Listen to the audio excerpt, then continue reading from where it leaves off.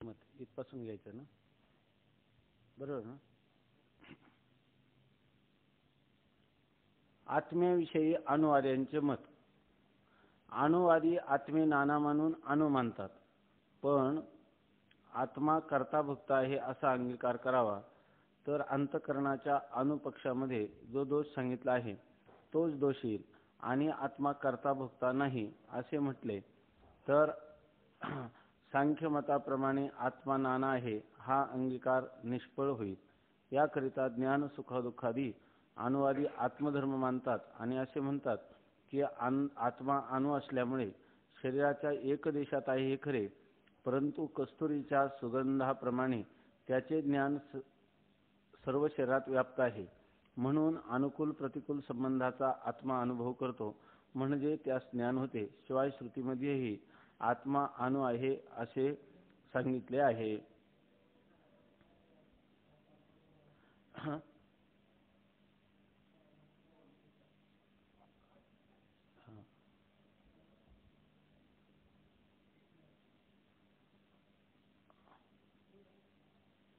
हा असलं काय तर सांग.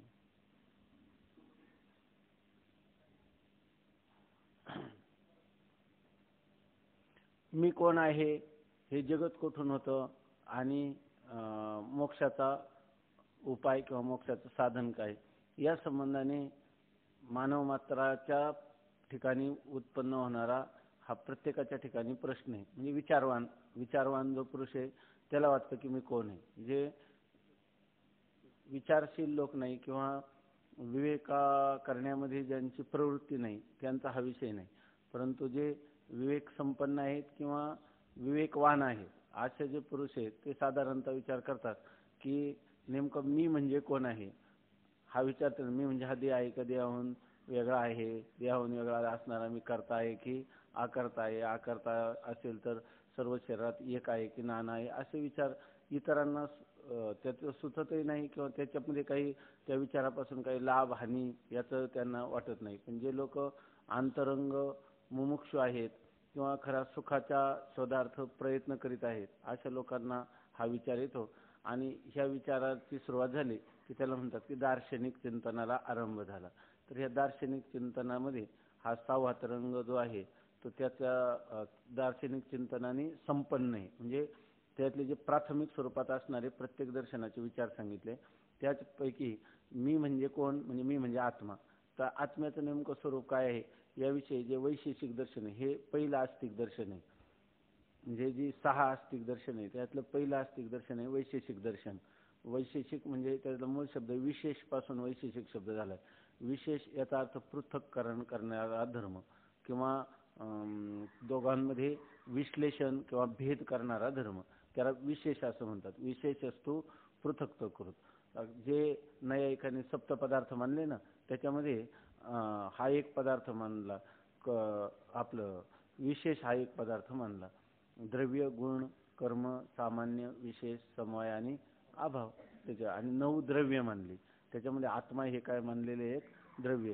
तेव्हा ह्या आत्म्याचं परिमाण सांगितलं पाहिजे, आत्मा केवढा आहे आणि आत्म्याचं स्वरूप काय आहे, तर त्याविषयी हा विचार सांगतात. ह्या अणुवादी म्हणजे कोण, वैशेषिक मताचं.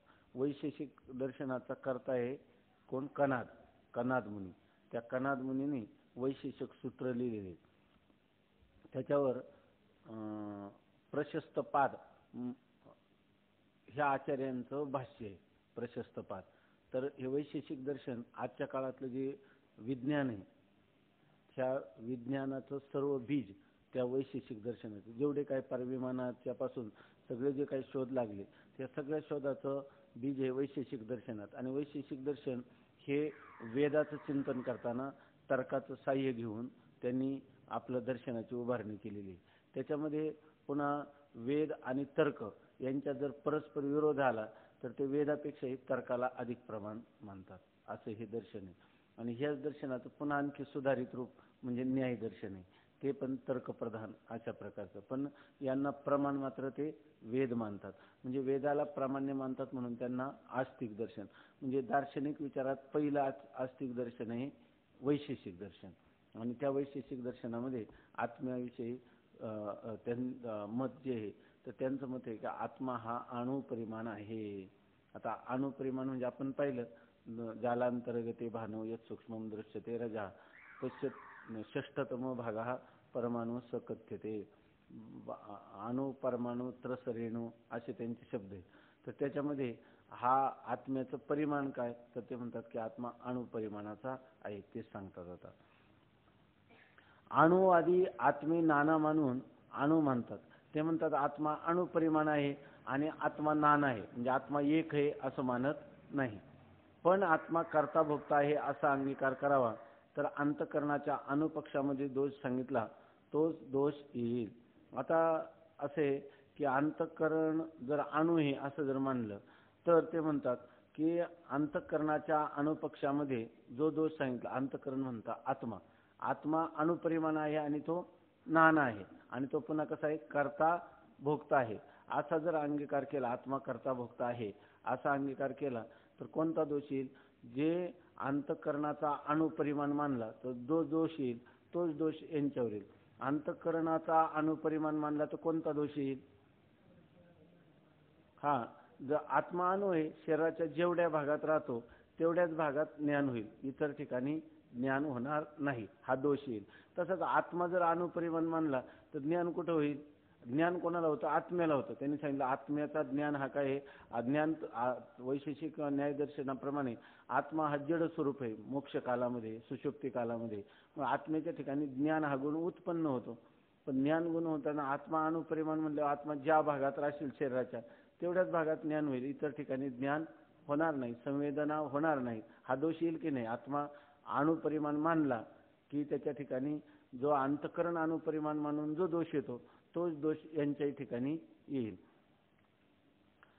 अणुवादी आत्मे नाना मानून अणु मानतात, पण आत्मा कर्ता भोक्ता आहे असा अंगीकार करावा तर अंतकरणाच्या अणुपक्षामध्ये दोष सांगितला तो दोष येईल. आणि आत्मा कर्ता भोक्ता नाही असे म्हटले तर सांख्य मताप्रमाणे आत्मा नाना आहे हा अंगीकार निष्फळ होईल.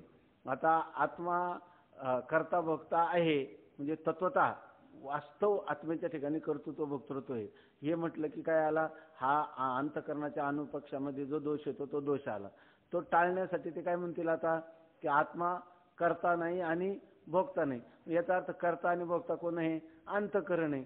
मग अंतकरण नाना म्हणून भागत असताना अणुपक्ष आत्मा अणुपरिमाण म्हणून आत्मा नाना मानणं हा जो दोष आपण पुढे अगोदर कोणाचं खंडन केलं? सांख्य मताचं खंडन केलं आहे की नाही? तेच मग खंडन कोणाचं होईल? वैशेषिक अनुवाद्यांचं देखील तेच खंडन होईल.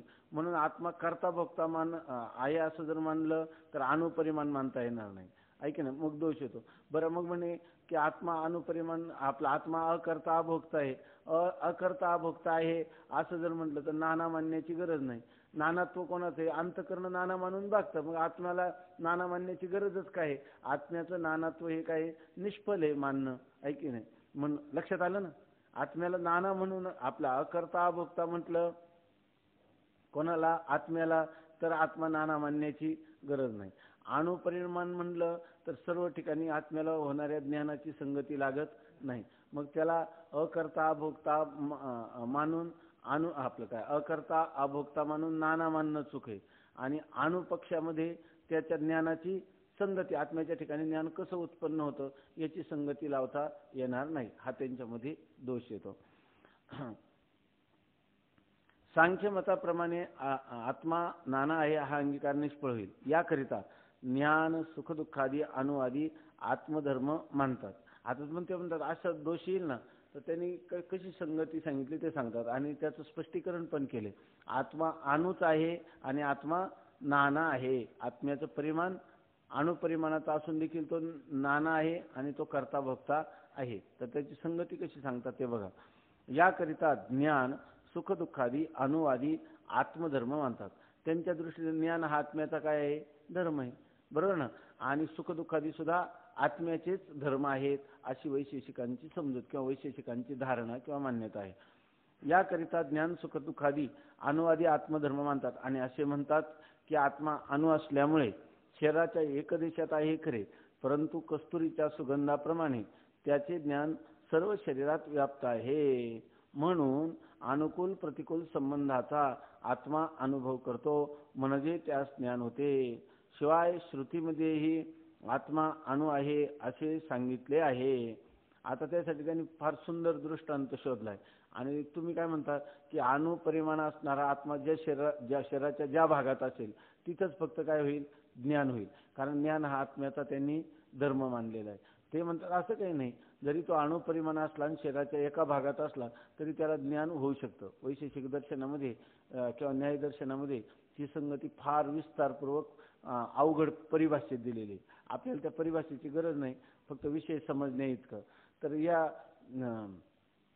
वृत्ती प्रभाकरमध्ये पण दिलेले. तर तो कस्तुरी मृग असतो, हरण, त्या हरिणाच्या नाभीमध्ये कस्तुरी असते. ती कस्तुरी अत्यंत सुगंधित पदार्थ आहे. तो आता बाजारामध्ये त्याची खूप मोठी किंमत आहे. तर ती जी कस्तुरी आपण समजा एका कोपऱ्यामध्ये ठेवली तर लांबपर्यंत त्याचा सुगंध दरवळत जातो, आहे की नाही. तसा ज्ञान आत्म्याचा काय आहे, धर्म.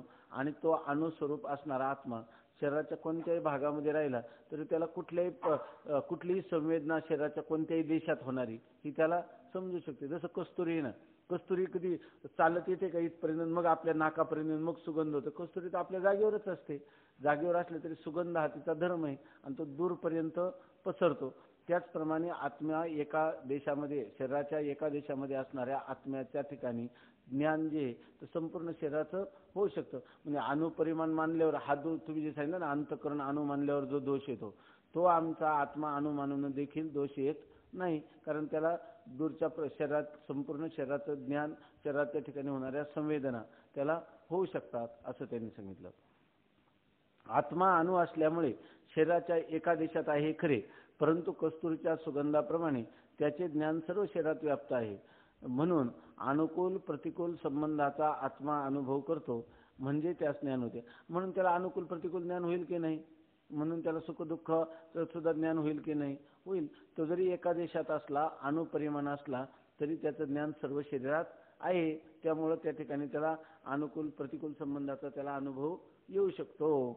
बरं, हे आम्हीच म्हणतो असं नाही, ते म्हणतात शिवाय श्रुतीमध्येही आत्मा अणु आहे असे सांगितले आहे. ही गोष्ट आम्हीच म्हणतो असं नाही. श्रुतीमध्ये सांगितलं काय, अणोरणीयान महतो मह्यान, अणो हो आणीयान, म्हणजे अणुपेक्षाही आत्मा काय आहे, सूक्ष्म आहे असं सांगितलं. आणि महान किती, महतो मह्यान, आकाशादिकांपेक्षाही तो व्यापक आहे असंही त्याचं वर्णन केलेलं आहे.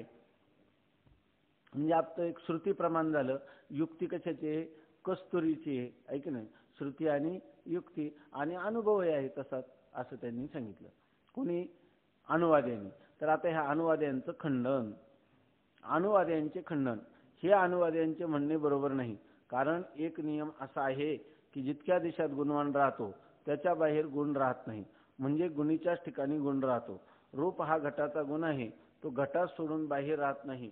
त्याप्रमाणे अणु आत्म्याचा ज्ञानगुण अणु आत्म्या सोडून सर्व शरीरात राहणार नाही.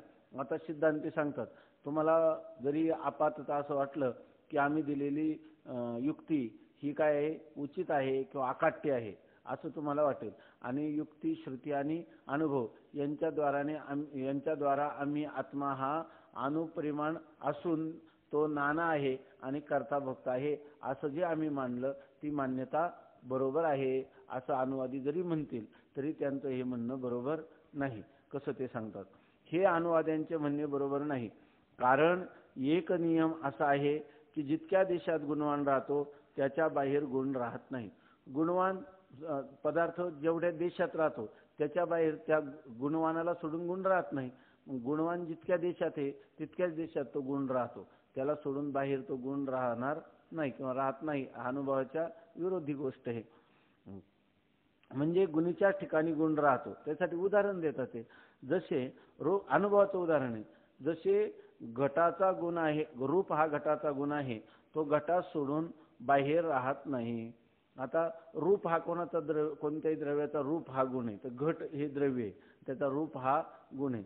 मग घट जितक्या देशात राहतो तितक्याच देशात त्या घटाचा काय जो असणार काय नील, पीत काय असा जो गुण आहे, तर तो गुण तेवढ्याच देशात राहणार का घटाला सोडून बाहेर कुठं रूप नावाचा गुण दिसेल, त्या घटाचं रूप कुठं जाणार.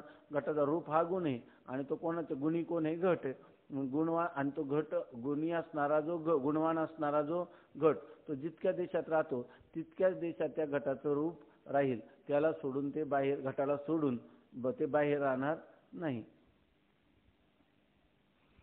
त्याप्रमाणे अणु आत्म्याचा ज्ञानगुण अणु आत्म्यास सोडून सर्व शरीरात राहणार नाही. आत्म्याचा तुम्ही काय आत्मा अणु मानला आणि अणु आत्म्याचा ज्ञान नावाचा गुण मानला, तर अणु आत्मा जेवढ्या देशात राहील तेवढ्याच ठिकाणी ज्ञान नावाचा गुण राहील, त्याला सोडून बाहेर राहणार नाही. ते म्हणतात, आता कस्तुरीचं उदाहरण दिलं होतं त्यांनी, ऐक नाही, कस्तुरी एका देशात असली तर सुगंध सर्वत्र दरवळतो, तसा अणु आत्मा शरीराच्या एका देशात असला तरी त्याचं ज्ञान सर्वत्र होतं. असं जे त्यांनी सांगितलं ते सांगण्यासाठी त्यांनी उदाहरण कशाचं घेतलं, कस्तुरीचं. तर त्याच्या उदाहरणासंबंधाने आता पुन्हा त्याचं व्यवस्थित स्पष्टीकरण करून सांगतात. हा दृष्टांत जो आहे तो उचित नाही. कस्तुरीचा गंधही सूक्ष्म अवयव जितक्या देशात असतील तितक्या देशातच असतो, म्हणून कस्तुरीचा दृष्टांत योग्य नाही.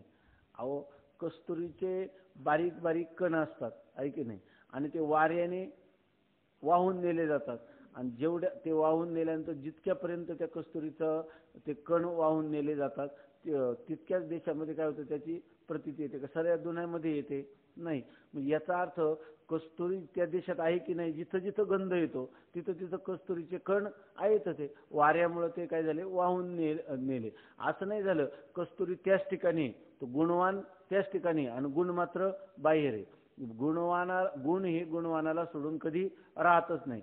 तुम्हाला जरी असं वाटत असेल की कस्तुरी एका ठिकाणी, पण त्या कस्तुरीचे असणारे जे सूक्ष्म रजकण ते कोण वाहून आणतं, वारा, आणि ते तुमच्या घ्राणेंद्रियापर्यंत पोचतात आणि तो तुम्हाला त्या गंधाचं ग्रहण किंवा गंधाचं ज्ञान होतं. पण ते गंधाचं ज्ञान होतं तेव्हा तिथल्या गंधाचं का तो इथपर्यंत पोचलेल्या गंधाचं ज्ञान होतं. म्हणजे याचा अर्थ असा काही नाही की एका देशात राहिला आणि दुसऱ्या देशात त्याचे गुण राहिले, गुणवान एका देशात राहिला आणि गुण दुसऱ्या देशात नाही. मग इथं ज्यावेळेला तुम्हाला कस्तुरीचा सुगंध येतो त्यावेळेला ती कस्तुरी तिथं पण आहे की नाही, तुमच्या संबंधित पदार्थ जो गुणवान पदार्थ आहे, समजा सुगंध हा जो गुण आहे, त्या सुगंध गुणाचा ज्या गुणवान कस्तुरीच्या ठिकाणी तो राहतो, ती कस्तुरी तुमच्या घ्राणेंद्रियाशी संबंधित होते, तेव्हाच तुम्हाला तिच्या सुगंधाचं ज्ञान होतं. यामुळे असं तुम्हाला म्हणता येईल का गुणवान पदार्थ एका देशात राहतो तरी त्याचा गुण दूरपर्यंत आपल्याला अनुभूतीला येतो किंवा अनुभवाला येतो असं म्हणता येणार नाही. म्हणजे तुमचा कस्तुरीचा दृष्टांत विषम आहे, म्हणजे तुम्ही जरी सांगितलं तरी तो बरोबर नाही. कस्तुरीचा गंधही कस्तुरीचे सूक्ष्म अवयव जितक्या देशात असतील तितक्याच देशात असतो, म्हणून कस्तुरीचा दृष्टांत योग्य नाही. आता दुसरं उदाहरण हे झालं का, युक्ती कशी त्यांची चुकीची आहे, त्या युक्तीचं खंडन केलं. आता त्यांनी दुसरं उदाहरण देतो का, तो काय म्हटलं होतं, श्रुतीतही असेच सांगितले आहे. श्रुतीत असं सांगितलं म्हणजे श्रुतीमध्ये अनोह आणि अनोरणीयान अशी श्रुती. तुकाराम महाराजांचा अभंग आहे ना, काय अनोरणीया थोकडा तो का आकाशा एवढा.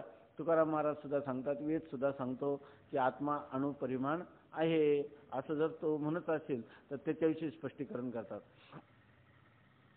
आता श्रुतीमध्ये आत्मा अणु म्हणून सांगितलं आहे हे खरे, परंतु जसे अत्यंत अणुवस्तूचे मंददृष्टी पुरुषांना ज्ञान होत नाही, तसेच बहिर्मुख पुरुषांना आत्म्याचेही ज्ञान होत नाही, म्हणून अणु समान आत्मा आहे असे सांगण्याचा श्रुतीचा अभिप्राय आहे.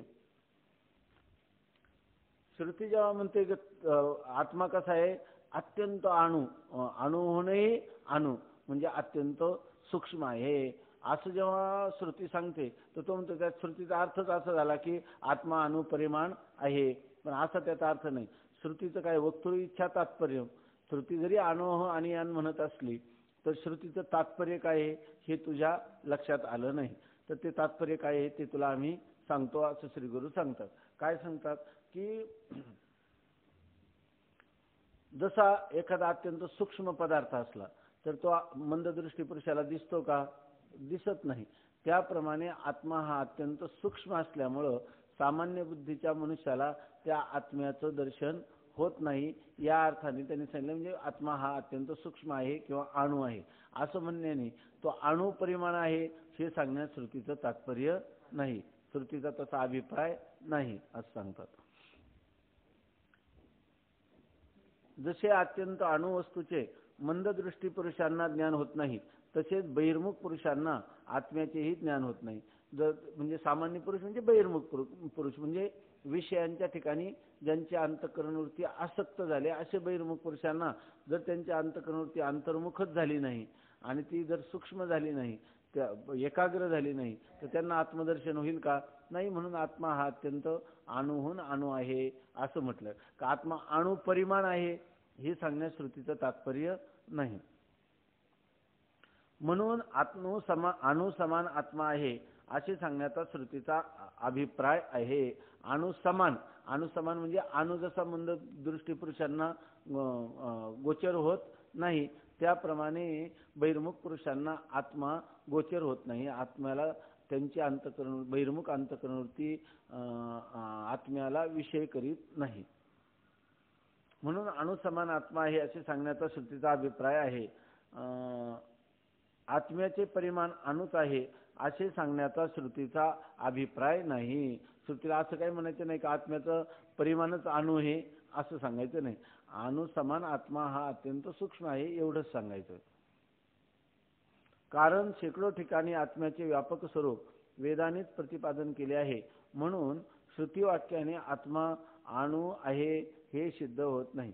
जर आत्मा अणु परिमाणाचा आहे श्रुतीनं सांगायचं असतं तर सगळ्या श्रुती पाहिल्या तर कुठेही आत्मा अणु परिमाणाचा आहे असं श्रुतीनं प्रतिपादन केलं असतं ना.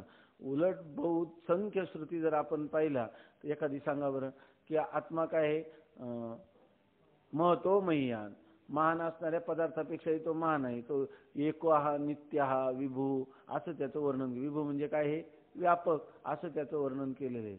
आणि मग जर श्रुतीला आत्मा अणुपरिमाण सांगायचा असला तर आत्मा व्यापक आहे असं श्रुतीने सांगितलं असतं का? का बहुसंख्य ठिकाणी आत्म्याच्या व्यापकत्वाचं वर्णन केलेलं आहे. श्रुती आत्म्याच्या व्यापकत्वाचं वर्णन करते. म्हणून तुम्हाला म्हणजे श्रुतीचं एक वाक्य फक्त अणुहानियान दिसलं किंवा अणुरणीयान दिसलं आणि तेवढ्यावरून आत्मा अणुपरिमाणाचा मानता येत नाही. श्रुतीचा अभ्यासाची पद्धत आहे. श्रुतीचं तात्पर्य काढण्यासाठी जे काही निकष आहेत ते हे आहेत. कोणते महत्वाचे? उपक्रम, उपसंहार, अभ्यास, अपूर्वता, फल, अर्थवाद आणि उपपत्ती, लिंगम, तात्पर्य, निर्णय. अशा प्रकारचे सगळं केलं. ह्या सगळ्यांचा विचार केला तर आत्मा अणुपरिमाण आहे हा श्रुतीचा अभिप्राय नाही. या प्रकाराने व्यापक, मध्यम किंवा अणुपरिमाण आत्मा मानून नाना मानणे सर्वथैव अनुचित आहे. मग आतापर्यंत जे चिंतन केलं आपण ते त्या चिंतनावरून असं सिद्ध झालं की आत्मा व्यापकही आहे. आपलं ते आत्म्याचं परिमाण व्यापक परिमाण आहे, मध्यम परिमाण आहे किंवा अणुपरिमाण आहे असं मानायचं. आणि पुन्हा आत्मा कसा आहे या प्रकाराने आणि नाना आणि आत्मा नाना मानणं हे सर्वथैव काय अयुक्त आहे. म्हणजे कसंही जरी म्हटलं आत्म्याला तुम्ही नाना म्हणा, व्यापक म्हणा किंवा आपलं ते व्यापक म्हणा किंवा अणुपरिमाण म्हणा किंवा मध्यम परिमाण म्हणा, आणि असं म्हणून आत्म्याला नाना मानायला गेले की व्यापक म्हणल्यावर नाना व्यापक पदार्थ एकच असतो आहे की नाही. आता तुम्ही मध्यम परिमाण जर म्हटलं तर आत्म्याचं मध्यम परिमाण म्हणण्याऐवजी काय म्हणावं लागतं, अंतकरण अणुपरिमाण मानायचं. आता तुम्ही जर म्हटले की आत्मा हा अणु आहे तर अणुपक्षात येणाऱ्या दोषांचं आताच खंडन केलं. असं म्हणून आत्म्याचं थोडक्यात काय, तुम्हाला आत्मा नाना मानता येणार नाही असाच अर्थ झाला ना. आत्मा एक मानून संगती भागते. जर आत्मा अकर्ता अभोक्ता मानला तरी आत्मा काय आहे, एकच आहे. आणि कर्ता भोक्ता जर आत्मा मानला आणि ते जर नाना आहेत असं जर मानलं तर आत्मेच्या ठिकाणी काय होईल, आत्ताच सांगितलं.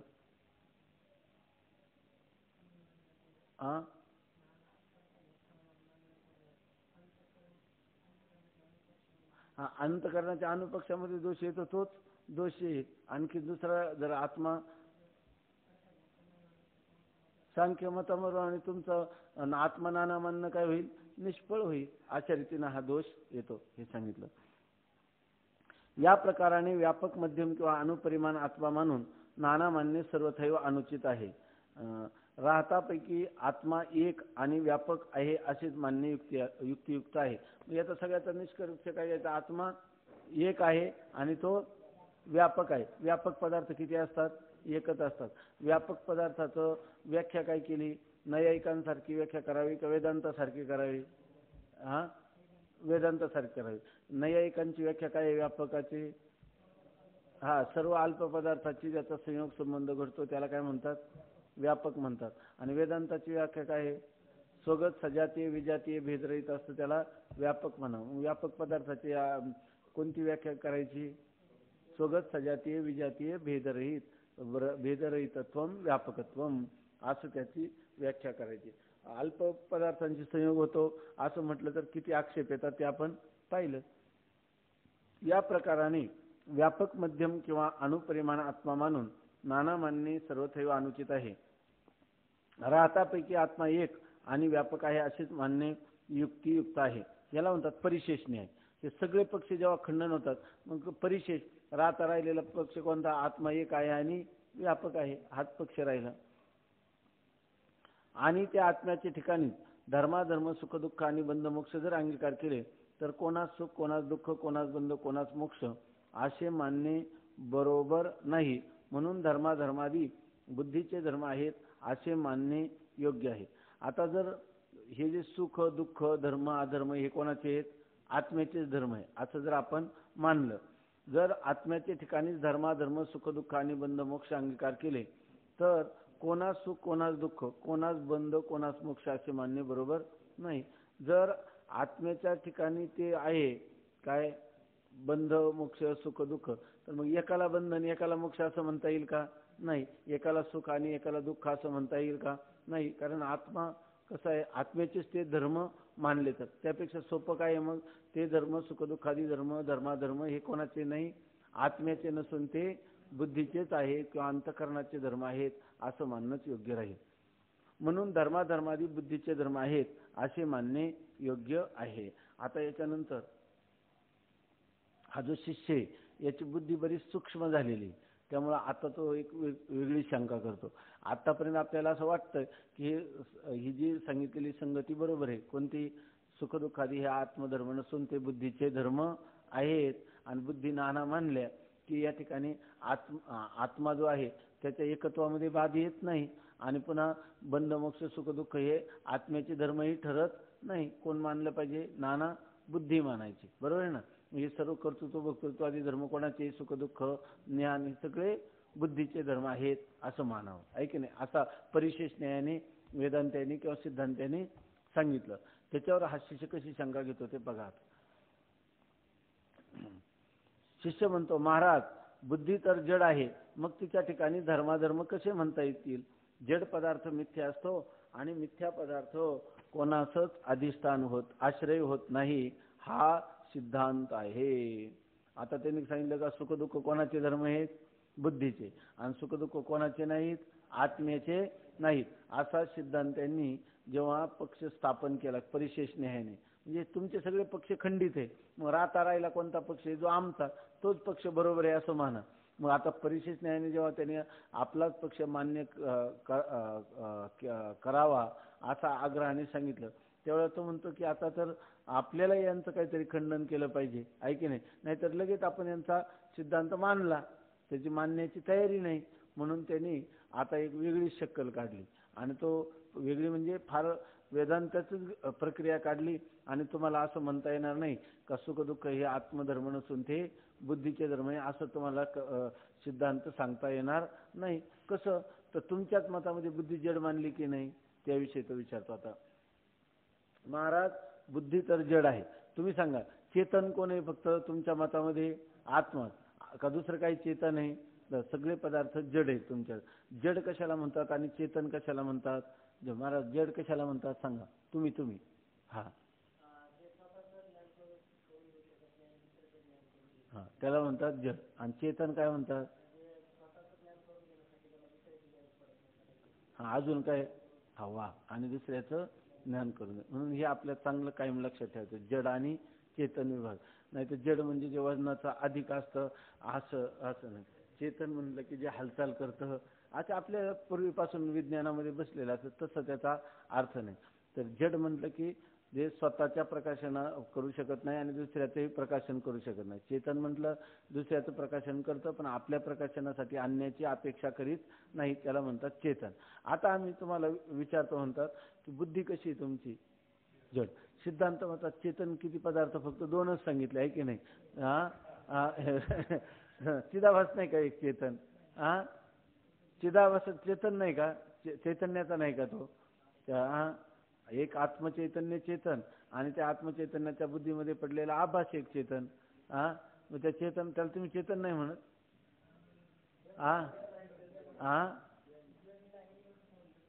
बरं तुम्ही त्याला फक्त आम्ही फक्त जड नाही असं म्हणतो, चेतन आम्ही म्हणत नाही. म्हणलं तर काय येईल आमच्यावर, द्वैतापत्ती. वा, म्हणलं तर काय येईल, द्वैतापत्ती. एक आत्मा एक चेतन आणि चिदाभास एक चेतन अशी द्वैतापत्ती. म्हणून आम्ही अगोदरच फार सावरून एका शब्दाचा प्रयोग करतो आहे की नाही. मग आता शिष्य शंका करतो, बुद्धी तर जड आहे, मग तिच्या ठिकाणी धर्माधर्म कसे म्हणता येईल. धर्माधर्म कोणाचे धर्म आहेत, म्हणजे बुद्धीचे. पाप पुण्य कोणाच्या ठिकाणी, बुद्धीच्या ठिकाणी. सुखदुःख कुठे, बुद्धीच्या ठिकाणी. कर्तृत्व भोक्तृत्व बुद्धीच्या ठिकाणी. पण बुद्धी तर तुम्ही मानली जड आहे की नाही. आणि जड पदार्थ हा कोणालाही आश्रय होत नाही. रज्जूवर सर्प भासला आहे की नाही, बरोबर ना. आणि पुढचे जे पुष्पमालादी भ्रम झाले ते कोणावर झाले, त्या सर्पावर झाले आहे की नाही, का रज्जूवरच झाले आहे की नाही. मग रज्जू पण जडच आहे. तिथं कसे काय झाले, आताच तुम्ही म्हणले की जड रज्जूवर भ्रम होत नाही आहे की नाही, बरोबर ना. मग तिथं भ्रम तर झाला की नाही रज्जूवर. काही स्थूलमानाने बोलणे आमचं. सांगा महाराज. मग आता स्थूलमानाने बोलणे म्हणजे सूक्ष्म तुम्हाला काय म्हणायचे, रज्जूवर सर्पाचा भ्रम होतो असं जेव्हा आम्ही म्हणतो तेव्हा तुम्हाला काय म्हणायचे, मग कोणावर झाला तो, बोला ना बरोबर आहे. कसा काय, त्याला एखादा पारिभाषिक शब्द आहे का, सांगा ना. रज्जूवर म्हणण्याऐवजी काय म्हणायचं मग, रज्जूपहित चैतन्यावर आहे की नाही. म्हणजे रज्जूपहित चैतन्यावर रज्जू भासला आहे की नाही, बरोबर ना. आणि मग त्या बरोबर ना, आणि त्या रज्जूपहित चैतन्यावर पुन्हा काय झाला, सर्प भासला. पण त्याच्यामध्ये उपाधी रज्जू लागल्या म्हणून आम्ही कळण्यासाठी काय म्हणतो, रज्जूवर सर्पाचा भ्रम झाला. वास्तविक रज्जूवर झाला का रज्जूपहित चैतन्यावर आहे की नाही. रज्जूपहित चैतन्यावर पहिल्यांदा काय झाला, सर्प भासला. आपलं काय झालं, मूळ चैतन्यात पहिल्यांदा रज्जू भासला आहे की नाही, आणि रज्जूपहित चैतन्याच्या ठिकाणी सर्पाचा भ्रम झाला, बरोबर ना.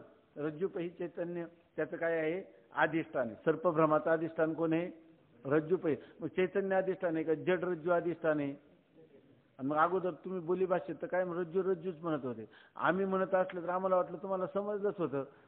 चैतन्याचे निरधिष्ठान भ्रम होत नाही, आणि ते अधिष्ठान नेहमी काय असतं, चेतनच असतं असं समजूनच आम्ही बोलतो. पण आम्हाला वाटलं की तुमची बुद्धी सूक्ष्म आहे, तुम्ही त्याला ग्रहण केलं. नसलं तर आता समजून घ्या आहे की नाही. भ्रम काय, अधिष्ठान जे ते नेहमी चेतन. आता चिंतन हे चाललं की धर्माधर्म जर बुद्धीचे धर्म आहेत असं जर म्हटलं तर ते बुद्धी कशी आहे तुमच्या मतामध्ये, जड आहे. मग जड पदार्थ कोणालाही अधिष्ठान होत नाही, मिथ्या पदार्थ कोणालाही कारण सुद्धा होत नाही, किंवा अधिष्ठान होत नाही, किंवा आश्रय होत नाही आहे की नाही. आज मग या ठिकाणी जड पदार्थ मिथ्या असतो आणि मिथ्या पदार्थ कोणाला आश्रय होत नाही, हा सिद्धांत आहे. तो हा कोणाचा सिद्धांत आहे, तुमचाच सिद्धांत आहे. आम्ही सांगतोय हे तुमचा सिद्धांत आहे. मग अशा वेळेला तुम्हाला आता म्हणता येईल का सुखदुःखादी धर्म हे किंवा धर्माधर्म हे बुद्धीच्या आश्रयाने राहतात. जड असणाऱ्या बुद्धीच्या आश्रयाने ते राहतीलच कसे असं तुम्हाला. मग त्याला काय वाटतं, जड बुद्धीच्या आश्रय नाही. मग आता हे पुढचं वाक्य काय होतं, हो ते खरंच आहे. मग आता हे धर्म कोणाचे मानले पाहिजे, आत्म्याचे आहे की नाही असं त्याला वाटतं. म्हणून त्यांनी विचारलं. तर आता त्याला सांगतात, श्रीगुरु सांगतात, खरे आहे आत्म्याचे धर्म नाहीत एवढेच आम्हा सांगायचे आहे, बुद्धीचेच धर्म आहेत असे सांगण्याचा आमचा अभिप्राय नाही. अरे बाबा, तो म्हणतो की बुद्धीचे नाही, हे धर्म काही नाही, बुद्धीचे नाही म्हणजे कोणाचे मानावं, आत्म्याचे मानावे आहे की नाही. तर ते म्हणतात आम्हाला ते धर्म सुखदुःख बुद्धीचे आहेत असं सांगण्यात तात्पर्य आमचं मुळी नाही. आम्हाला फक्त एवढंच म्हणायचं की ते आत्म्याचे नाही. नेहमी स्वामी महाराज सांगायची गोष्ट की त्या मुला एका त्याने का अलीकडं भिंतीवर फलक लावलेले असतात, या ठिकाणी कोणीही काही घाण करू नये, केल्यास कायदेशीर इलाज केला जाईल असं सांगतात.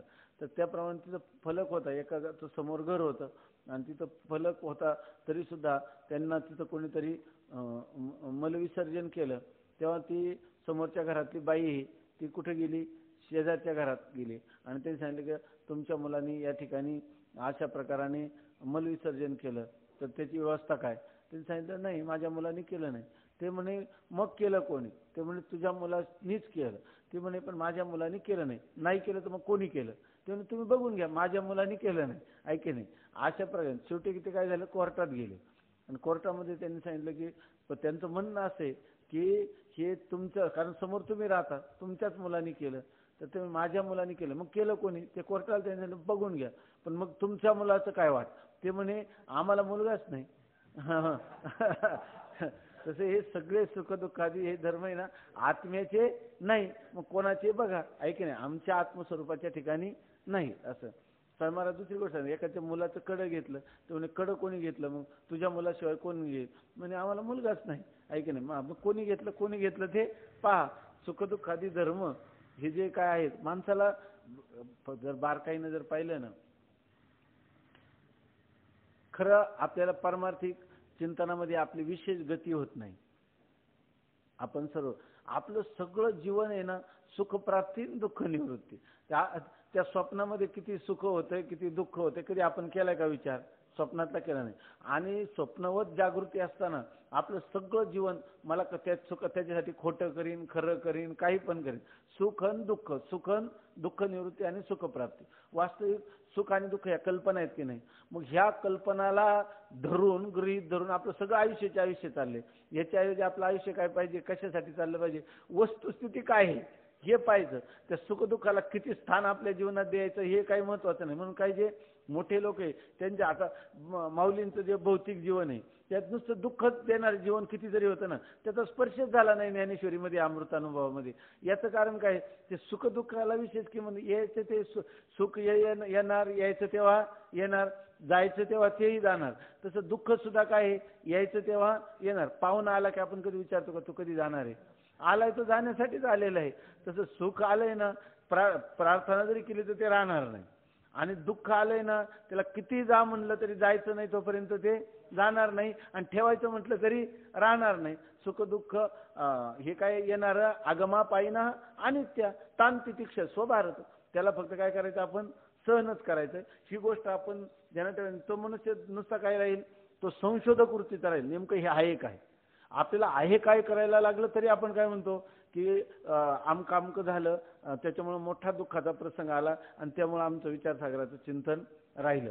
कारण त्यावेळेला प्रसंगच असा झाला. म्हणजे प्रसंग असा झाला म्हणजे तुम्ही संशोधनात्मक जे काही वृत्तीचं शक्ती खर्च करायला पाहिजे ते मुख्य भाग आहे तो सोडला आणि सुखदुःखाच्या मध्ये तुम्ही गुरफटून गेले. सुखदुःखाला जास्त किंमत देण्याचं काही कारण नाही. म्हणजे खरं ज्यावेळेला सत्याचं संशोधन होतं त्यावेळेला दुःख कायमचंच जातं आणि सुख आपोआपच येतं. परंतु हे करण्यासाठी अगोदर सुखदुःखाच्या बाबतीत उपेक्षा करायची आणि वस्तुस्थिती जी आहे तिच्याविषयी आपल्या चित्ताची एकाग्रता किंवा चित्ताची शक्ती जास्त खर्च केली तर आपल्याला सत्याचा शोध लागतो. आणि सत्याचा शोध लागला की स्वप्नातल्या प्रमाणे सुखदुःख कुठंच उडून जातात. त्याच्याबद्दल काही फारसं राहत नाही. इतकं की वेदांत शास्त्राला सुद्धा आपल्याला सांगावं लागलो. तो म्हणे काऊ वेदांत शास्त्राचं चिंतन केलं तर काय फायदा, दुःखाची आत्यंतिक निवृत्ती आणि परमानंदाचा लाभ. हा मग आता आम्ही ऐकतो आहे की नाही. असं जर काय म्हणजे आपल्याला कोणतीही कल्पना सांगायची झाली तर सुख आणि दुःखाला गृहीत धरून सांगावी लागते. नाहीतर मग आपण ज्ञान नावाचा जो प्रकार आहे त्याच्यात आपण जास्त प्रवृत्त. काय ज्ञान म्हणजे उपयोग काय, ऐका वेदांताकडे का प्रवृत्ती नाही लोकांची. बरं समजा वेदांत शिकलं आणि समजा चांगल्या टिप्पणी पाठ करून एखाद्याने शिकलं तर कोणाचा उपयोगिता जास्त आहे की नाही, कोणाची उपयोगिता. अर्थात कीर्तन पाठ करणार याची आहे की नाही. त्यामुळे आम्ही कोणत्याही गोष्टीला पाहताना उपयोगितावाद जो आहे तो त्या ठिकाणी पुढे आणतो आहे की नाही. तर त्याच्यामुळे सत्याचा शोध जो आहे तो खूप लांबच जातो ना त्याच्यामध्ये. असं होतं ते सुखदुःखाचे विशेष महत्व नाही.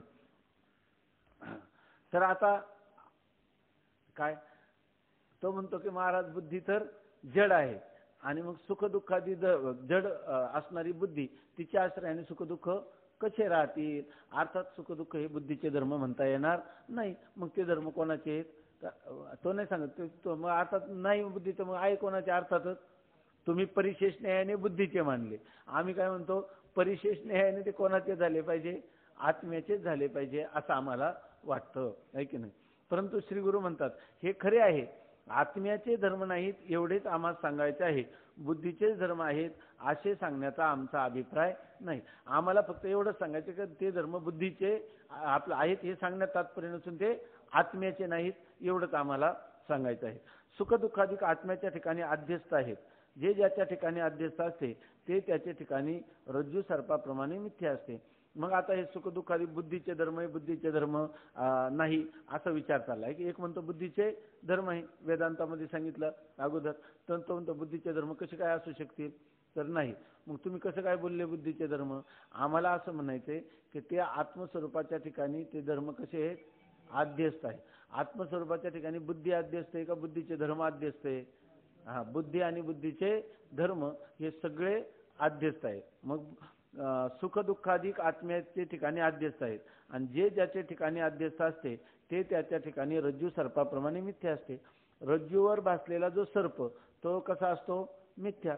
तसा आत्मस्वरूपाच्या ठिकाणी भासलेले सुख दुःख हे काय झाले, ज्या ते आद्यस्त आहेत, आद्यस्त पदार्थ कसा असतो, मिथ्या असतो. मिथ्या असतो म्हणजे सद असतो की असत असतो, सदसद असतो का सदसद विलक्षण असतो, सदसद विलक्षण अनिर्वचनीय असतो का प्रतीती मात्र असतो, प्रतीती मात्र असतो आहे की नाही का नसतोच मग प्रतीती मात्र का म्हणले, दिसतो म्हणून म्हटले आहे. दिसला नसता तर आम्ही सांगितलंच नसतं. दिसतो म्हणून त्याला आम्ही काय म्हणतो, मिथ्या. मिथ्या पदार्थ तत्वता अधिष्ठानाच्या ठिकाणी फक्त दिसतो तेव्हाच कालात असतो आहे की नाही, कधीच नसतो.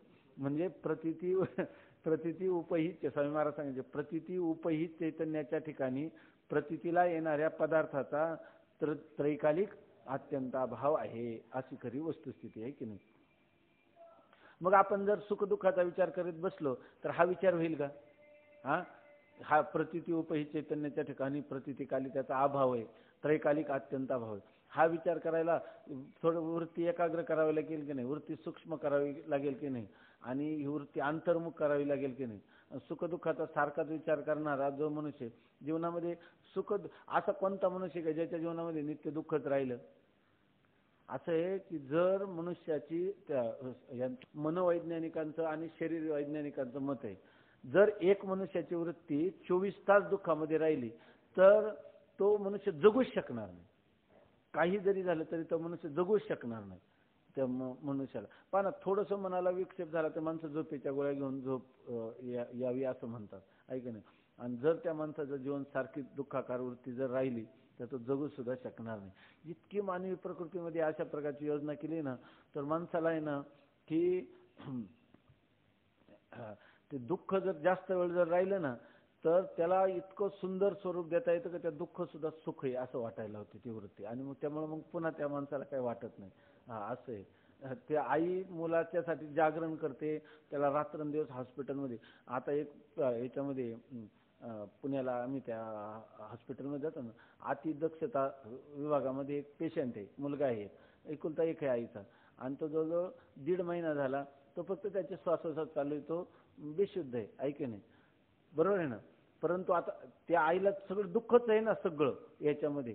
तर ती काय म्हणते की अशा स्थितीत घरी जरी ना 2 वर्ष राहिला तरी मी याचं करीन. म्हणजे ह्या दुःखात सुद्धा तिला काय आहे, आनंद आहे. म्हणजे त्या दुःखाला तिनं काय केलं, आता सुलभ केलं. आता तुम्ही म्हणता 24 तास वरती राहिले तर जगल कसा, त्या दुःखाचं रूपांतर तिनं काय केलं, सुखात करून घेतलं. की हा मुलगा माझ्या समोर दिसला तरी सुद्धा मला बरं वाटतं म्हणून ती जगते. केवळ दुःखाकार राहिली तर जगली नसती आहे की नाही. म्हणजे वृत्ती जी अशी माणसांनी ते मनाची अशी रचना केली की ते पदार्थ पुन्हा काय करतं, सुखाची देखील कल्पना करतं. म्हणून ते म्हणा दुःखी या दुःखाची जिव्हार, दुःख सुद्धा काय वाटतं त्याला, गोड वाटतं आहे की नाही.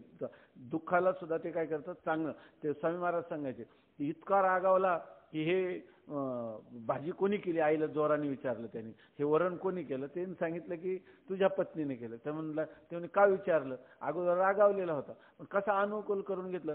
ते म्हणे काही नाही, पातळ नितळ पण चवदार आहे.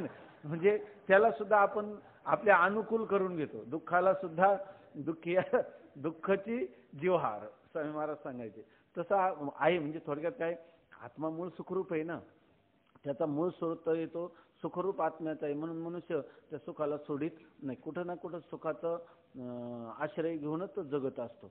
केवळ दुःखात त्याचं जगणंच नाही. कारण दुःख हे त्याचं स्वयंमाराचं सांगायचं माणसाला दुःख का नको वाटतं. आता आपण वेगळा विचार करू. मनुष्याला दुःख नको वाटतं आणि सुख असं वाटतं. दुःख नको वाटतं हे काही त्याचं चुकलंय का? आजी आपल्या माणसाच्या काय अणु तेही न समय डोळ्या माझी काय कणू आणि अणु तेही न समय. डोळ्यामध्ये एवढासा कण गेला तर डोळ्याला सहन होत नाही का? तर ते फॉरिन बॉडी परकीय पदार्थ नको वाटतं त्याला, आहे की नाही? तसं या आत्मस्वरूप हा केवळ आनंद घन आत्मा त्याच्या ठिकाणी दुःखाचा प्रवेश माझ्या आनंद स्वरूपाच्या ठिकाणी त्याला नकोच वाटतं. मग दुःख नको त्याचं काही चुकलंय, आहे की नाही? बरं आनंद आपल्याला असावं वाटतं हे काही त्याचं चुकलंय? काहीच चुकलं नाही. कारण आनंद हे त्याचं काय आहे मूळ स्वरूपच आहे. म्हणून त्याला ते असणं वाटणं काही असंभवनीय नाही.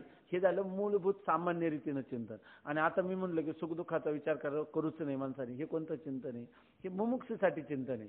मुमुक्षूने सुखदुःखाच्या विशेष विचार करू नये. सामान्य माणसाचं सगळं जीवन तेच आहे, ऐक नाही. आणि त्याचा मूलभूत विचार जरी तुम्ही मुमुक्षूचा सांगता तरी खरंच दुःख निवृत्ती आणि आनंद प्राप्तीच आहे. पण हे ध्येय प्राप्त करण्यासाठी काय करावं लागेल? आत्यंतिक दुःखाची निवृत्ती आणि परमानंदाची प्राप्ती करताना ही आपातता दिसणारी जी अध्यात्माची दुःख आहेत यांची उपेक्षा करून जे काही शाश्वत सुखाचा मूलभूत स्रोत आहे तो कसा आहे, म्हणजे तो आहे आत्म्यापासून, त्याचा शोध करायचा म्हणलं तर त्या ठिकाणी चित्ताचं विक्षेप चालणार नाही, मूढवृत्ती चालणार नाही, आहे की नाही, क्षिप्त वृत्ती चालणार नाही. त्याला चित्ताची एकाग्रताच पाहिजे. आणि एकाग्रतेसाठी सुखदुःख नि जर तुमचं चित्त सारखं डामाडौल होत गेलं तर ते अंतरंगात प्रवेश करेल का? तिथं करणार नाही. म्हणून सांगायचं. हां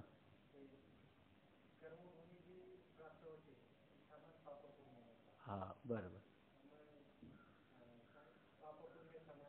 हां हां तईचे जे कापडे विषमी तई स्वर्गगामी का नरक.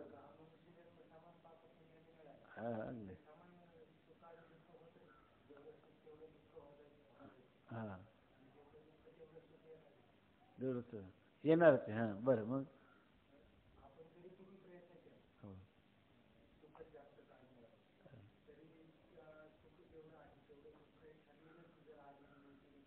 हां होय. मग कशाला त्याचा विचार करायचा नाही. मला वाटलं तुम्ही दुसरं काहीतरी आता अवघड, मला वाटलं आता माऊलीला शरण गेल्याशिवाय आता काही हे नाही. हे तर तुम्ही सिद्धांत सांगितलं, आम्हाला सोपं करून सांगितलं एकदम. माऊली तुम्हाला नाही का काय सांगायचं काही? तुम्हाला काय वाटलं? हा हा मग अशी विचारतील असं वाटलं. हा पण त्यांनी तर अगदी ठाम मान्यच करून सांगितलं ते. पण आता तुम्ही शंका नव्हती तर आता केली, आता उत्तर सांगा आता. नव्हती तर आता आली उलट, आहे की. आता शंके हा सांगा ना तिथं ऐका सगळे. हा हा माईक द्या वाटलं सांग. नाही नाही सांगा ना. नाही कशी झाली की पाप पुण्य जर समान आहे तर काहींना फार सुख तर काहींना फार दुःख दिसतं. आणि सगळ्यांना तर समान पाप पुण्याने जन्म आला. मग काही वेळेला त्या मनुष्याच्या एका मनुष्य तर खूप आनंदात असताना श्रीमंत दिसतो, निरोगी दिसतो, एखादा राज्यपद त्याला आलेलं दिसतं. एक दरिद्री असतो, रोगी असतो. तर मग पाप पुण्य समान होऊनच मिळतं. तर इतकं विषम कसं काय? भोग होताना विषम दिसतात की नाही ते सांगा. हा तिकडे द्या, तिकडे द्या. द्या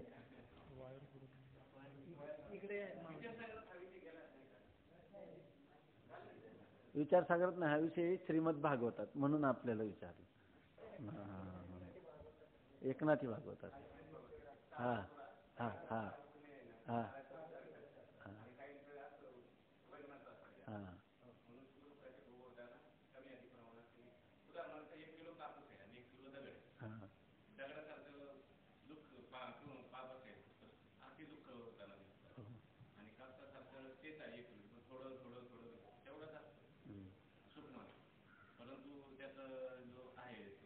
तीव्रता जी आहे आणि त्यामुळे आपल्याला तो माणूस खूपच दुःखी असं वाटतं. असं त्याच्या जीवनामध्ये पुण्याचा देखील भोग होत असतो सुखरूपाने, असं त्याचं चिंतन आहे. ठीक आहे. ही शंका नव्हतीच त्यामुळं काही. तर आता सांगतात इथं हे चिंतन चाललंय तर सुख दुःख, नेमके धर्म कोणाचे? तर हे धर्म बुद्धीचे, आहेत असं आम्ही म्हटलं तर ते म्हणतात जडबुद्धीचे कसे असते. मग आता आम्हाला उत्तर काय आहे, आत्म्याचे नाही एवढंच आम्हाला सांगायचं. एवढं झाला विषय. खरे आत्म्याचे धर्म नाहीत एवढेच आम्हाला सांगायचे आहे. बुद्धीचे धर्म आहेत असे सांगण्याचा आमचा अभिप्राय नाही. सुखदुःखाधिक आत्म्याच्या ठिकाणी अध्यस्त आहेत. पहिली ही गोष्ट. सुखदुःख हे काय सुखदुःख ही साक्षी भाष्य आहेत का? सुखदुःख ही साक्षी भाष्य आहेत का? साक्षीच त्यांचं काय करतो, प्रकाशन करतो. बरोबर काय दुसरं कोणी करतं? मग साक्षी भाष्य त्याचा अर्थ ती काय कल्पित आहे. ऐक नाही, सुखदुःख ही कल्पित आहे. सुखदुःखाधिक आत्म्याच्या ठिकाणी अध्यस्त आहेत. जे ज्याच्या ठिकाणी अध्यस्त असते ते त्याच्या ठिकाणी रज्जू सर्पाप्रमाणे मिथ्या असते. त्याचप्रमाणे बुद्धी आणि सुखाधिक धर्म आत्म्याच्या ठिकाणी अध्यस्त असल्यामुळे बुद्धी सुखदुःखादी धर्माचा आश्रय नाही. आता बुद्धी आणि सुखदुःख ही सगळी काय आहे, चैतन्याच्या ठिकाणी अध्यस्त आहेत. म्हणजे याचा अर्थ बुद्धी आणि बुद्धीचे धर्म सुखदुःखादी हे दोन्ही कल्पित आहेत. आणि कल्पित दोन्ही असल्यामुळं सुखदुःख हे बुद्धीच्या आश्रयाने राहू शकतील का? अर्थातच बुद्धीच्या आश्रयाने राहू शकणार नाहीत. परंतु अध्यास परंपरेत प्रथम अज्ञान शुद्ध चैतन्याच्या ठिकाणी अध्यस्त आहे आणि अज्ञानोपहित चैतन्याच्या ठिकाणी अंतःकरण अध्यस्त आहे आणि अंतःकरणोपहित चैतन्याच्या ठिकाणी धर्माधर्म सुखदुःख बंध मोक्ष ही अध्यस्त आहेत. बघा आपला सिद्धांत सांगताना त्यांनी असा क्रम पण सांगितला. आणि आपला सिद्धांत कसा आबाधित आहे की जड जडाला कधी अधिष्ठान होत नाही, जड जडाला कधी आश्रय होत नाही. त्याच्या पाठीमागं चांगलं लक्षात घ्या. आपल्या वेदांताचा सिद्धांत असा आहे की जड जडाला अधिष्ठान होत नाही. मग जड जेवढे अधिष्ठान कोण होतं, जडाचं सगळं अधिष्ठान कोण आहे? चैतन्य. पण चैतन्यावर अधिष्ठान, जडाचं अधिष्ठान चैतन्य आहे असं आम्ही जेव्हा म्हणतो तेव्हा त्या चैतन्यावर जड कसं आहे? अध्यस्त आहे. ऐक, ते कसं आहे? कल्पित आहे, मिथ्या आहे. मग तसं पहिल्यांदा ह्या मूळ चैतन्यावर काय अध्यस्त आहे? अज्ञान अध्यस्त आहे. आणि पुन्हा त्या अज्ञानाला उपहित चैतन्य आहेच की नाही. मग त्या अज्ञानोपहित चैतन्यावर काय अध्यस्त आहे? बुद्धी किंवा अंतःकरण. पुन्हा त्या अंतःकरण उपहित चैतन्यावर काय अध्यस्त आहे? सुख दुःख. मग सगळ्या ठिकाणी अंतःकरणोपहित, बरोबर ना, अज्ञानोपहित असं आपण जेव्हा म्हणतो तेव्हा उपहित म्हणताना काय, उपहित कशाला म्हणतात? उपहित कशाला म्हणतात? उपहित उपाधीनं जे युक्त असतं ते उपहित. उपाधी कशी असते? कल्पित. आणि त्याचं ती उपाधी ज्याच्यावर कल्पित असते ते कोण आहे? उपहित आहे. ऐक ना, उपाधी ज्याच्यावर कल्पित असते ते कोण आहे? चैतन्य. उपहित म्हणजे ते आहे चैतन्य. मग आमच्या सिद्धांताप्रमाणे सर्व जडाचं अधिष्ठान कोण आहे? चैतन्यच आहे. पण सर्व जड चैतन्यावर काय आहे? अध्यस्त आहे. ते कसं अध्यस्त आहे? मूळ चैतन्याच्या ठिकाणी पहिल्यांदा अज्ञान अध्यस्त आहे, बरोबर ना, अज्ञान. पुन्हा त्या अज्ञानोपहित चैतन्याच्या ठिकाणी अंतःकरण अध्यस्त आहे आणि अंतःकरणोपहित चैतन्याच्या ठिकाणी सुख दुःख अध्यस्त आहे. असा अध्यास होताना परंपरा ही अनुभवाची का आम्ही केलेले युक्तिवाद आहे का आम्ही केलेले फक्त शब्दाचं जंजाळ आहे का? हे खरं कोण म्हणलं जंजाळ आहे? हे शब्दाचं काय आहे? जंजाल आहे का हे खरंच आहे? मग आता ह्याच्यामध्ये अज्ञान उपहित चैतन्यावर भासलेली अंतःकरण आणि अंतःकरणोपहित चैतन्यावर भासलेले सुख दुःख हा सगळाच प्रपंच काय आहे? कल्पित आहे. हा जंजाल आहे. जंजाल आहे म्हणजे याला काय म्हणायचं? याला कोणतं? त्याला म्हणतात त्या इंद्रजाल. हे सगळं काय? इंद्रजालाचा खेळ आहे. ऐक नाही का? दुसरं काय आहे? आणि बरं असं घडलं की नाही, बारकाईनं पाहिलं तर पहिल्यांदा आपण जर अगदी चांगलं चिंतन केलं तर पहिल्या क्षणाला काय होतं? अंतःकरणाच्या आपलं आत्मचैतन्याच्या ठिकाणी अज्ञान या ठिकाणी उत्पन्न होतं, अध्यस्त. ऐके नाही. नंतर त्याच्यानंतर काही काळ पाहिलं की थोड्या काळाने काय होतं? अज्ञानोपहित चैतन्याच्या ठिकाणी अंतःकरण उत्पन्न होतं. काही काळाने थोडा काळ जातो, जसं लहान मुलगा आहे तो जसा जसा वाढत जातो त्याप्रमाणे काही काळाने काय होतं? अंतःकरणोपहित चैतन्याच्या ठिकाणी सुख दुःख उत्पन्न होतात. काही सगळे एकदम उत्पन्न होतात. हे स्वप्नामध्ये जरी जसं नातू आजोबा हे सगळे काय होतात? काही काही त्याच्यामध्ये कालाचा व्यवधान असतंच ना स्वप्नामध्ये. काय युगपत होतात, आहे की नाही? तसंच ही सगळी त्रिपुटी या ठिकाणी काय होते, युगपत उत्पन्न होते. असं काही नाही, नाही तर म्हणजे तुम्हाला असं वाटेल की ही परंपरा सांगितली म्हणजे या अध्यासामध्ये काय सूक्ष्म तरी कालाचं व्यवधान मानलं पाहिजे. काही काल एकाच क्षणात हे सगळंच्या सगळं. कोणतं म्हणायला किती वेळ लागला, अंतःकरणाच्या ठिकाणी काय आपलं ते मूळ चैतन्याच्या ठिकाणी अज्ञान आहे की नाही, आणि अज्ञान उपही चैतन्याच्या ठिकाणी अंतःकरण, आणि अंतःकरण उपही चैतन्याच्या ठिकाणी सुख दुःख प्रतितीला येतात. हे म्हणायला जेवढा काळ लागतो तर याच्या किती हे सगळं व्हायला किती काळ लागतो, हे म्हणायला जेवढा काळ लागतो, एका क्षणातच हे सगळं त्या ठिकाणी. आणि हा काय अनुभवाची गोष्ट आहे का? कुठं अनुभव याचा? स्वप्नात अनुभव आहे की नाही. आणि जागृतीमध्ये पण स्वप्नासारखं असं वाटतंय का तरी? असं जर वाटलं तर ही प्रक्रिया कळाल्याचा आनंद झाला असता का आपल्याला? याचं काय कौतुक आहे की नाही. पण ज्या अर्थी आनंद वाटतो त्या अर्थी थोडी तरी स्वप्नापेक्षा काहीतरी तिला देशकाल आहेत असं वाटतं, आहे की नाही. असं वाटतं का स्वप्नापेक्षा ही अवस्था निकृष्ट आहे? जर आपण ज्ञानेश्वर महाराजांची आपल्यावर कृपा होईल त्यावेळेला असं वाटेल, आहे की नाही. वऱ्हाडनो हे स्वप्न गे माये याच नाही. आपल्याला एवढं वाटो किंवा न वाटो, पण एवढं तर आपल्याला कल्पना तर करता येईल की नाही. जागृती ही अवस्था स्वप्नापेक्षा निकृष्ट आहे असं ज्या दिवशी आपल्याला वाटेल त्या दिवशी आपल्याला आनंदाला पार राहणार नाही. आणि ही कल्पना कधी होईल? तुकाराम महाराजांचे अभंग जर आपण वारंवार म्हणला तो तर कोणता?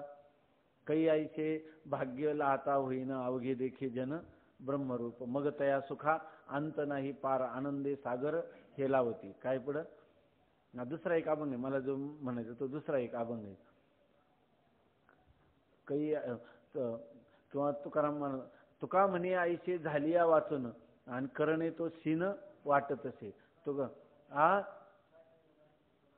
नाही जाणोनी नेन ते करी माझे मन, तुझी प्रेम खुन दावनिया, मग मी व्यवहारी असे न वर्तत, जीवी जळा आत पद्मपत्र, देखोनी न देखे प्रपंच हा दृष्टी, स्वप्नीची या सृष्टी चेल्या जीवी.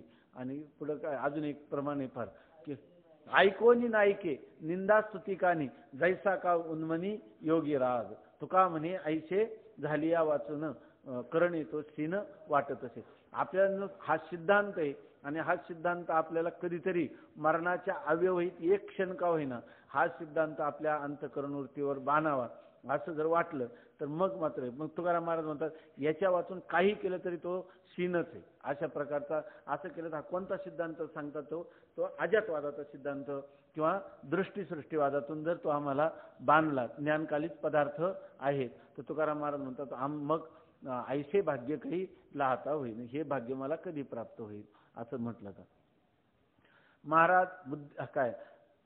त्याचप्रमाणे बुद्धी आणि सुखाधिक धर्म आत्म्याचे ठिकाणी अध्यस्त असल्यामुळे बुद्धी सुखादी धर्माचा आश्रय नाही, परंतु अध्यास परंपरेत प्रथम अज्ञान शुद्ध चैतन्याच्या ठिकाणी अध्यस्त आहे, अज्ञानोपहित चैतन्याच्या ठिकाणी अंतःकरण अध्यस्त आहे, आणि अंतःकरणोपहित चैतन्याच्या ठिकाणी धर्माधर्म सुखदुःख बंधमोक्ष हे अध्यस्त आहे. या रीतीने आत्म्याच्या ठिकाणी धर्माधिकांच्या अधिष्ठानपणाची अंतःकरण उपाधी आहे, म्हणून अंतःकरणाचे धर्म असे सांगितले आहे. सांगा की ते म्हणतात अंतःकरणाचे धर्म असा आम्ही अगोदर जो शब्द प्रयोग केला त्याचा अर्थ ते सुखदुःख बुद्धीचे धर्म आहेत असं आम्हाला म्हणायचं नाही, आणि सुखदुःख आम्हाला काय म्हणायचं आत्म्याचे धर्म नाहीत असं फक्त आम्हाला म्हणायचे. मग असं म्हणताना तुम्ही त्यावेळेला शब्द तो उच्चार एकदा मनुष्य एखाद्या म्हणून वेदांतामध्ये फार त्याला काय म्हणतो आपण तलवारीच्या धारेवर चालण्यासारखं बोलणं आहे, किंवा सर्कशीमध्ये जसं त्या दोरीवर तो मनुष्य चालतो ना तसं थोडंसं बोलणं चुकलं की लगेच पूर्वपक्ष बरं हा आहे एकटा आणि बाकीचे दर्शनकार किती कमीत कमी 12 दर्शनकार आहेत, किंवा म्हणलं तर त्या सर्व दर्शन संग्रहामध्ये मला वाटतं 16 मतांचा विचार केला, 16 जण त्याला पकडायला बसले. म्हणून सगळ्यात जास्त आहे ना काय ते शब्द हे शस्त्र आहे ते जपून वापरा. वेदांताला थोडं जरी बोललं की तुम्हाला बोलले की अडवल्याशिवाय राहणार नाही, म्हणून तरी वेदांताची परिभाषा केली म्हणून बरे. अनियमी नियमकारिणी परिभाषा त्यात काही लोक म्हणतात सोप्या भाषेत हा वेदांत सगळा डोक्यावरून जातो, जरा सोप्या भाषेत सांगितलं आणि एखाद्या माणसाने सोप्या भाषेत सांगितलं का म्हणतात बघा ह्याला म्हणतात वेदांत, नाही की नाही. वेदांतच पण किती सोप्या भाषेत, पण सोप्या भाषेत सांगत असताना किती अपसिद्धांत झाले हे काही ध्यानात येत नाही. ते परिभाषिक म्हणून तर शिकायचं आहे, याच्यासाठी शब्द खर्च करायचे. नुसतं विवर्त शब्द किती शब्द सांगितल्यावर लक्षात येत नाही. खाली एक जण आले होते, तर त्यांनी सांगितलं की मी एक संन्यासी महात्मा आले होते, तर त्यांनी विचारसागराचे पाठ ते पुण्याला इंग्लिशमधून घेतात. मग त्यांनी सांगितलं की मी सांगितलं की बाबा आता विचारसागरात त्या प्रक्रिया लोकांना कळतात चांगल्या, मग कोणता ग्रंथ त्यांनी सांगितलं, आता माझ्या लक्षात नाही कोण होतं का, तर त्यांनी मग सांगितलं की कोणता ग्रंथ सांगितला, आपल्या परिचयातलाच ग्रंथ सांगितलं. त्यांनी तो अनुवाद करायला घेतला, वेदांताचा ग्रंथ, आणि वेदांताची परिभाषा त्याच्यामध्ये नाही, मग तो आपल्याला स्पष्ट करून द्यावा असं ते करायला गेले. त्यांना ते परिभाषिक शब्द न वाचल्यामुळे स्पष्टीकरणच करता येणं. त्यामुळे मी शेवटी कळून टाकलं की बाबा हे कार्य काय माझे त्यांनी होत नाही. चिंतन कशासाठी चाललं, आपल्याला उगीच वाटतं हे विवर्तन आणि आद्यस्त हे शब्द योजलेच पाहिजे का, अधिष्ठान, उपाधी, विशेषण हे काय आपल्याला पाहिजेच का, ही प्रमाणाची नावं तीच, तर ही सगळी पाहिजेत. याचा जर विचार केला तर जे खूप मोठा काल आणि शक्ती खर्च करून जे आपल्याला कळत नाही ते या पारिभाषिक शब्दाची शक्ती कळली तर होतं. म्हणून याचा अभ्यास पाहिजे. तर आता या काय चाललं होतं आपलं की असं आम्ही का म्हटलं, तर अध्यास परंपरेमध्ये तुला असं वाटतं की हे बुद्धीचे सुखदुःखादी धर्म आहेत म्हणून आम्ही म्हटलो. तुला जेव्हा भ्रम होतो तेव्हा भ्रमामध्ये कसा भ्रमाची मालिका आहे एवढंच फक्त आम्ही सांगितलं. आम्हाला ते बुद्धीचे धर्म सांगण्यात तात्पर्य नाही. या रीतीने मग तरी तुम्ही का बोलले, तर सुख दुःख आत्म्याच्या ठिकाणी भासमान होण्यासाठी, म्हणजे अध्यस्त असणारी सुख दुःख ती आत्म्याच्याच ठिकाणी त्यांचा काय होतो, अध्यास होतो. पण तो अध्यास होण्यासाठी अंतःकरण उपाधी आहे की नाही. अंतःकरण उपाधी नसेल तर केवळ आत्म्याच्या ठिकाणी सुख दुःख होतील का, नाही. आणि सुख दुःख तर आत्म्यावर अध्यस्त आहेत आणि ते अंतःकरण सुद्धा आत्म्यावर अध्यस्त आहे. परंतु त्या आत्म्याला, व्यापक आत्म्याला अंतःकरणाची जेव्हा उपाधी लागली तेव्हा त्या सुखदुःखाची काय झाली, प्रतीती आली. म्हणून आम्ही काय म्हणलं, ते सुखदुःख धर्म कोणाचे आहेत, अंतःकरणाचे. अंतःकरण उपाधी झाली तेव्हा झाले, म्हणून आम्ही म्हटलं याचा अर्थ त्या जड अंतःकरणाचे सुखदुःख धर्म आहेत हे आम्हाला सांगायचं नाही, आमच्या आत्मस्वरूपाच्या ठिकाणी नाही, एवढंच आम्हाला सांगण्यात तात्पर्य होतं असं सांगतात.